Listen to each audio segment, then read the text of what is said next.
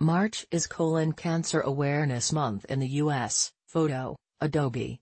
Do not use without permission. March is Colon Cancer Awareness Month in the United States, and 7 plant-based medical doctors have teamed up on Instagram to educate the public about one of the most lethal yet highly preventable cancers in existence. Every weekday in March there's a new post by one of the doctors to help educate and protect you. Here's the team.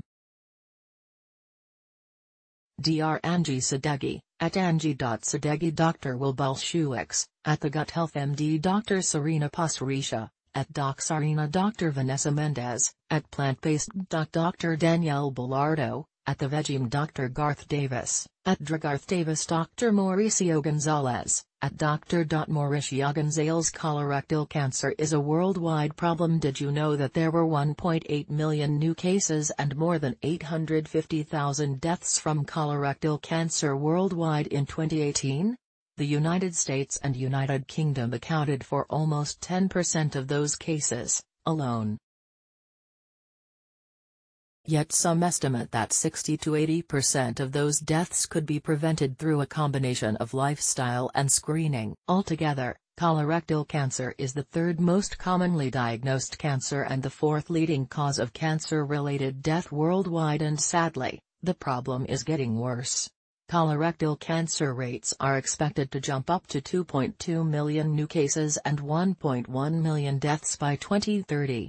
This increase can be attributed to an aging population, more cases in young people, and a shift towards a Western diet in countries like China and Brazil. Colorectal cancer in the West. You'll find the highest rates of colorectal cancer in westernized countries, North America, Europe, New Zealand, and Australia. In an attempt to combat this problem, many of these countries have started a colon cancer screening program.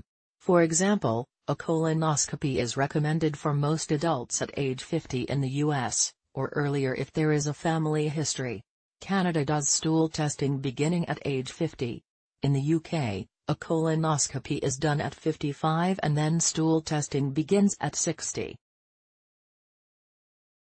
In Australia, stool testing begins at age 50. The colon cancer screening program in the United States has resulted in a reduced colorectal cancer incidence in people age 50 years and older, a testament to the screening program. However, there has been a dramatic and scary rise in colorectal cancers in younger adults less than 50 years of age. For example, in the U.S., someone born in 1990 has 4 times the risk of rectal cancer and twice the risk of colon cancer compared to someone born just 40 years earlier.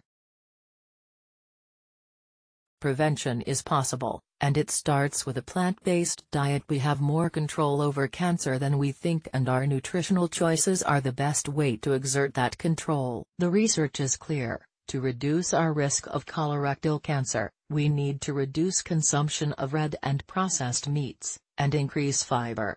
Let's start with meat.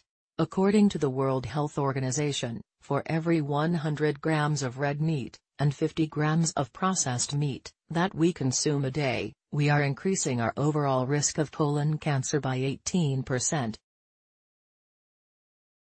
To put that in perspective, a single 6 ounces sirloin has about 200 grams of red meat, the average jumbo hot dog has 57 grams of processed meat, and 4 strips of bacon have about 51 grams of processed meat. After a comprehensive review of the evidence, the WHO classified processed meats as a Group I carcinogen and red meat as potential carcinogen, Group 2A. These plant-based doctors want to educate the public about colon cancer lifestyle and colorectal cancer. Differences in lifestyle can have a profound effect on colorectal cancer risk. For example, African Americans were found to have 50 times the risk of getting colon cancer when compared to native Africans. A shocking difference. To say double would be a lot, but we're saying literally 50 times. Why is this so?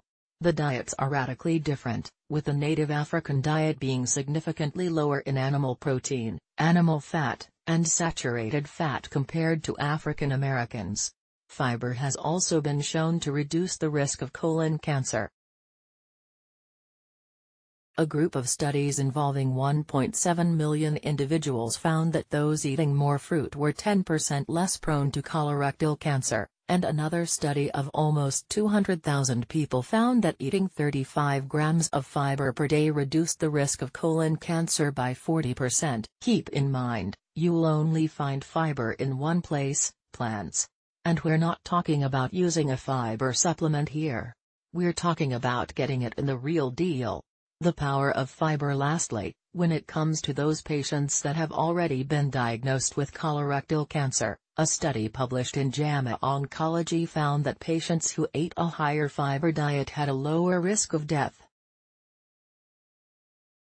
After being diagnosed with colorectal cancer, a simple increase of 5 grams of fiber per day was associated with a 22% reduction in colorectal cancer-specific mortality and a 14% reduction in all-cause mortality. Also, a 20-gram increase in whole grain consumption per day was linked with a 28% decrease in colorectal cancer death, while the risk of all-cause mortality was reduced by 12%.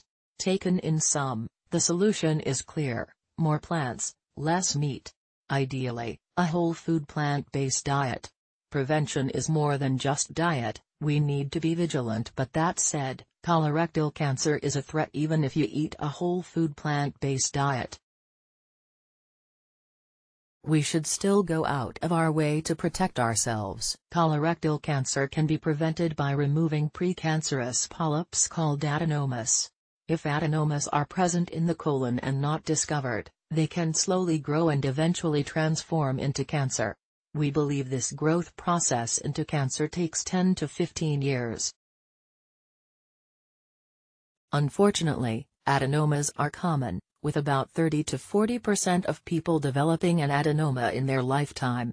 We do not know exactly what causes them, but it seems clear at this point that it's a combination of genetics, diet, and lifestyle. Cancer screening. If discovered, adenomas can be painlessly removed during a colonoscopy. Removal of the abnormal tissue prevents colorectal cancer, which obviously is a great thing. But it only works if you manage to find the adenoma. One of the problems is that adenomas are often asymptomatic. However, as they grow in size and turn into cancer, they can potentially cause symptoms of rectal bleeding, anemia, abdominal pain, change in bowel habits and colon blockage. When these warning signs are present, we need to acknowledge and act on them because time is of the essence. Therefore, to protect ourselves, we should take advantage of the colon cancer screening program that's available in our respective countries. Also, if you develop symptoms of rectal bleeding, anemia, abdominal pain or change in bowel habits, you should discuss it with your doctor. It may be appropriate to pursue additional testing and protect yourself from this dangerous condition. And finally, please join these 7 plant-based doctors on Instagram and help us spread awareness by sharing their posts and using the hashtag Dr. Against Colon Cancer. References: Arnold M., Sierra M.S., Laverzan M., et al. Global Patterns and Trends in Colorectal Cancer Incidence and Mortality Gut 2017 66 to 683 691 Eshgi M.J., Fatima R., Hashemi A., Aldilami D., Kodadustan M.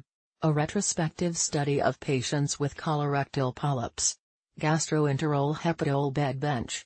2011 41, 17 to 22. Fraser G. E., Associations between Diet and Cancer, Ischemic Heart Disease, and All-Cause Mortality in Non-Hispanic White California Seventh-day Adventists.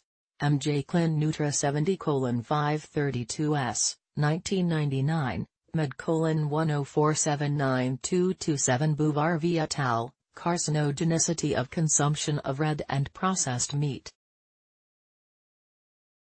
Lancet Oncol 16 to 1599, 2015, Med: 265149447 on D et al., Nonlinear Reduction in Risk for Colorectal Cancer by Fruit and Vegetable Intake based on Meta-Analysis of Prospective Studies, Gastroenterology 141 to 106, 2011, mid:21600207 Juby et al., dietary legume consumption reduces risk of colorectal cancer, evidence from a meta-analysis of cohort studies. Syrup 5, 2015, mid:2573936 Muel et al., nut consumption and risk of cancer and type 2 diabetes, a systematic review and meta-analysis. NutriRev 73-409, 2015, mid:2608145 Nomura AM et al., dietary fiber and colorectal cancer risk, the multi-ethnic cohort study. Cancer causes control 18-753, 2007, mid:1755721 Stephen J. D. et al., Why do African Americans get more colon cancer than Native Africans? The Journal of Nutrition, Volume 137, Issue 1, January 1, 2007, pages 175s-182s, https://d.o.ai.org/10.1093/jn/137.1.175s Mingyong Song, MD, SCD 1,2,3, Kanawu, MD, PhD 3, Jeffrey A. Meyerhart, MD, MPH4, et al. Fiber intake and survival after colorectal cancer diagnosis. JAMA Oncol. 2018 /41, 71-79. DOI, 10.1001/JAMA-Oncol.2017.3684 World Health Organization, 2015 https://www.who.int/features/qa/cancer red meat/n/